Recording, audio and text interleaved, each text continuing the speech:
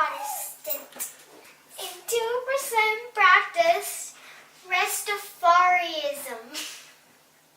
I don't know how to say that. Here we are, just living on Thursday. Look at that white sailboat out there. We are gonna head down to Castries today and check that city out. It's the most populous city in St. Lucia at 60,000 people. So we're gonna go down there, walk through the city a little bit more, and specifically we're gonna check out a distillery down there and then maybe find some good food and have some good times. So before it gets too late in the day, let's get started. Look what we found in Castries. Carnival Fascination. So it does dock over on the industrial side. That dock over there must be for extra ships or something.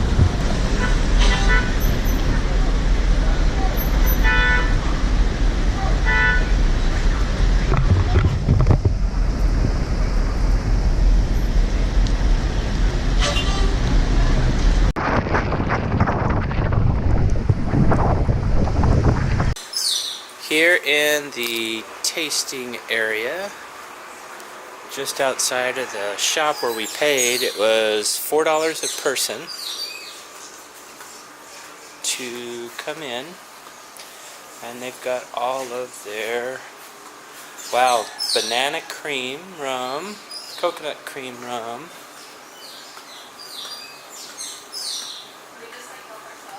Yeah. These guys are pretty scary. Hello, my friends. My name is Jaco. I am the George Burns of Roseau Valley, its most ancient resident and the funniest. I remember the French landing in Roseau in 1725. And when British ships like this one plied the Atlantic carrying sugar and slaves for years, I once met Captain Flint, Long John Silver's parrot. Always enjoyed his tot of rum with Captain Flint. And then he starts singing, 15 men on a dead man's chest. Yo, ho, ho, and a bottle of rum. These were the days, my friend. My young shipmate here is Lucia, also a resident. Hi everybody, welcome to the Rhythm of Rum. I'm a good ship buccaneer. While you're here, you will see rum being made from raw molasses right through to the finished product. Molasses is made from sugar cane, which people say used to cover that whole island. Do you remember that, Jaco? What? The sugar cane? I remember the sugar cane. Of course I do. Kept this little island afloat for 200 years. 200 years? You'd better believe it. It might have gone on longer if the British had not discovered sugar beet. Sugar beet, a root in the ground. It ripped the heart out of our country. Sugar cane was abandoned. And what happens now? We import molasses. And grow bananas instead. Yes, now it's bananas everywhere. First sugar cane, then bananas. But bananas did not arrive until much later.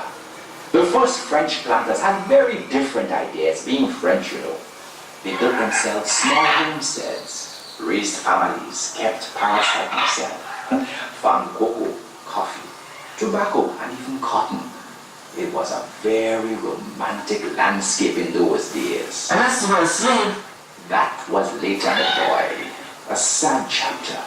A truly sad chapter in the history of St. Lucia. But we'll come to that later. It's not all sad.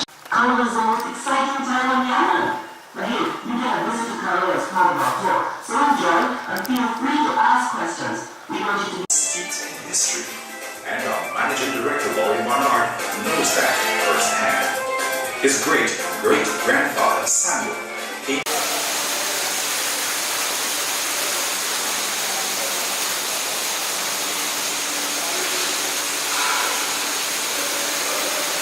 alcohol.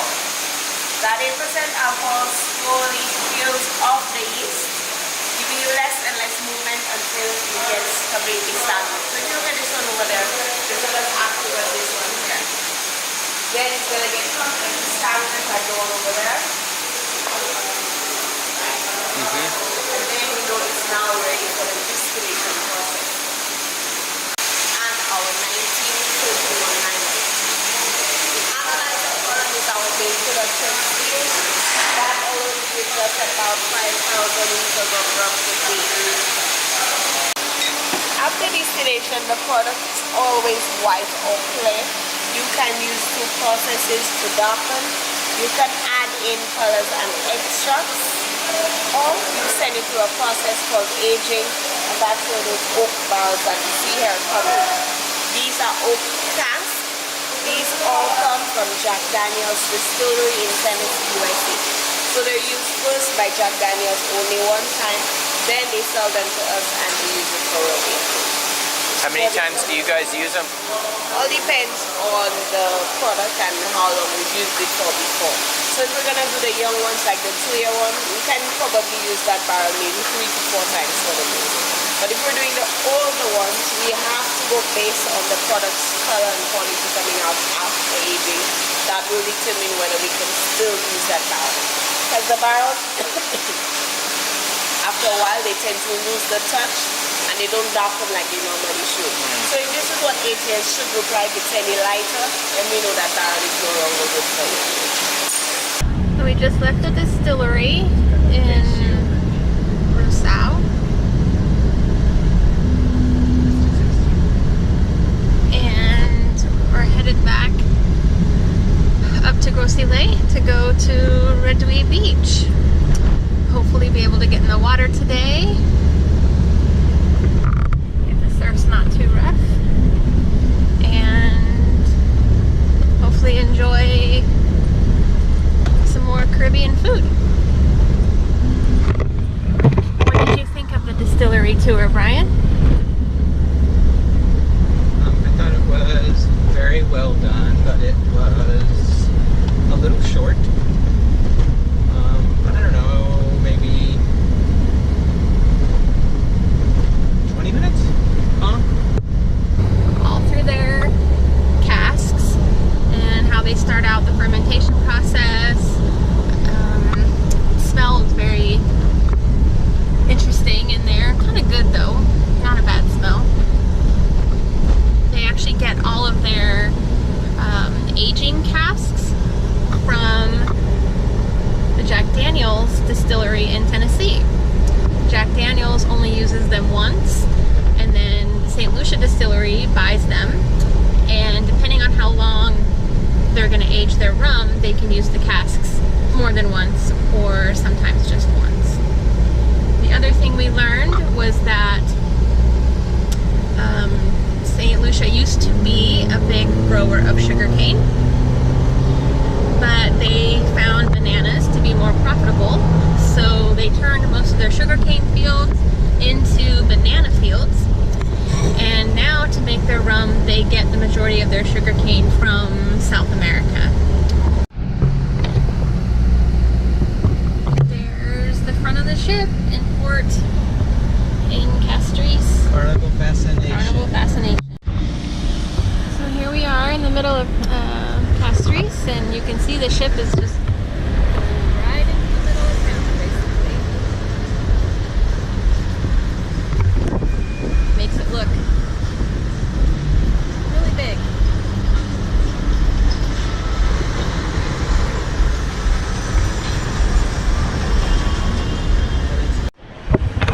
So we made it here to Reduit Beach. This is the beach up by Grosse-Île, and it's probably the biggest stretch of beach in St. Lucia. I'm just going to do a 360 here. So over there, that's Pigeon Island, where we did our hike on the first day. Over there is the Sandals Resort with the pink roofs. Behind me here, I think this is the Royalton St. Lucia Resort. And then other resorts line this beach as well. You do not have to be staying at the resort to go to this beach, which is kind of a neat thing about St. Lucia, in that all of their beaches are public, even if they are in front of a resort. You do have to pay, I think, for chairs and an umbrella, but otherwise you can use it at your leisure. Pieces of a ship here destroyed by the hurricane.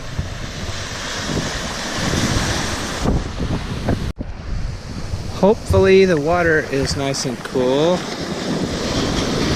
It feels nice and cool.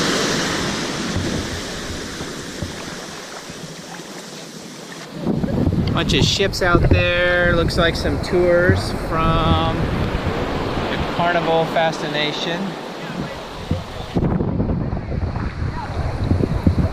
Oh, big one. Big one. Big one. It's over my head. It's over my head. Oh, God.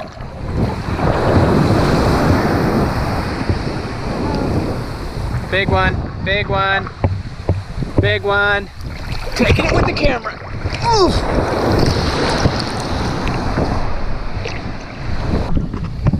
Not the greatest swimmer. It's not that I can't swim. I can swim just fine. It's that if I lay on my back, I just sink. Because I'm just kind of solid. Fought it my whole life. I just can't float in the water, so it takes a lot more effort. And I usually get tired out pretty quick. Then there's me. And Katie just floats like a rubber ducky.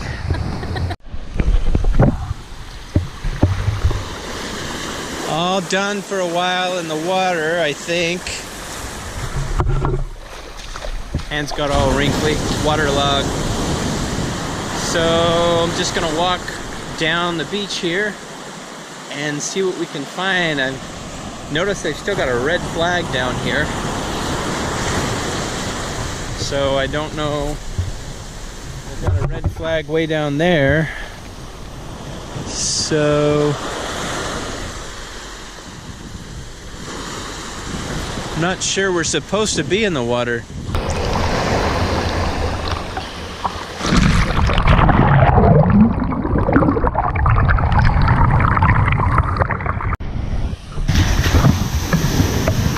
We got some more boats here, sailboats it looks like, that were completely thrown ashore because of the hurricane. They look like they might be salvageable.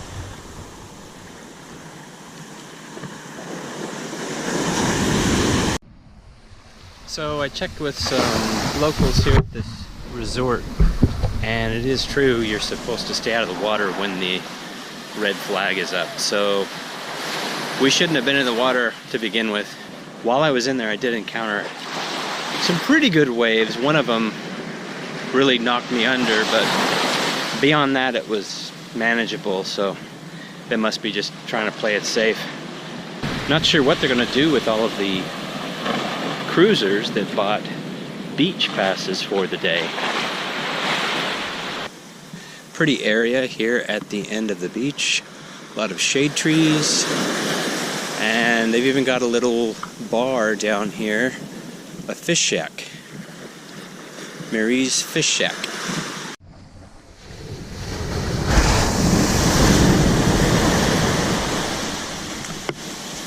So we went over to Maria's Fish Shack, and it was a little bit more, I guess, questionable establishment than we had thought. These shacks usually are, but this one seems pretty dirty. So we are back here at Delirious BBQ. We had a fun day at the beach and have just decided to come back here one more time. It's our last night out in St. Lucia. So we're here in Distillery. We're going to try out their whole menu and let everybody know what we think of it. Ordered a Singapore sling, and I have never seen it brought out in a mason. I've never seen it brought out in a mason jar glass before, so pretty unique. But it tastes just like the ones in Singapore. We got an appetizer of jalapeno roulettes, which is just basically, I think, jalapeno stuffed with cheese, wrapped in bacon and smoked. And we're going to share the full rack of ribs. Baby back. And we got, for our sides, baked beans and coleslaw. Oh, our jalapeno poppers came out. Well, the one I had didn't have any cheese in it. I'm not even sure it had bacon. It almost just was like a fried jalapeno. And it wasn't even spicy. So I had one, it did have cheese in it, and Katie found that inside the cheese there were little bacon bits. So I thought it said that they would be wrapped in bacon and smoked. They are smoked though. I think one thing to kind of give these guys a break, this is their last night. They are closing down for 3 weeks. I guess a lot of the restaurants here in St. Lucia do this, and some of the hotels, according to the owner. So the owner of this one, who we did an interview with, it's in our previous couple days ago blog. It will, the owner had said that the restaurants were closing down. Some of them had already closed down. He's headed back over to the UK. Our ribs have arrived. Katie's going to take the first bite and let us know how they are. Try the beans too.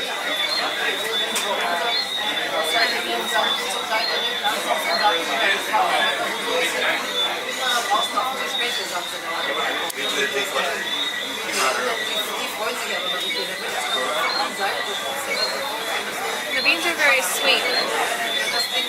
A lot different than American baked beans. Let's try the coleslaw.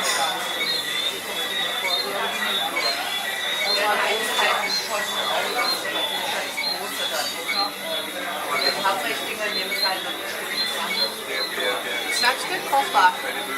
It's got a lot of mayonnaise sauce on it. It's very creamy, but it's got a lot of flavor.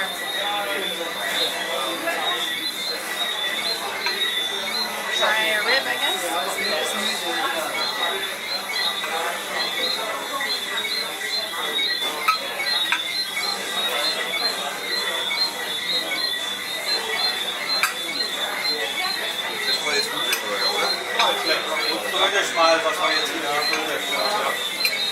Well, they're really hot, but the meat is falling off the bone.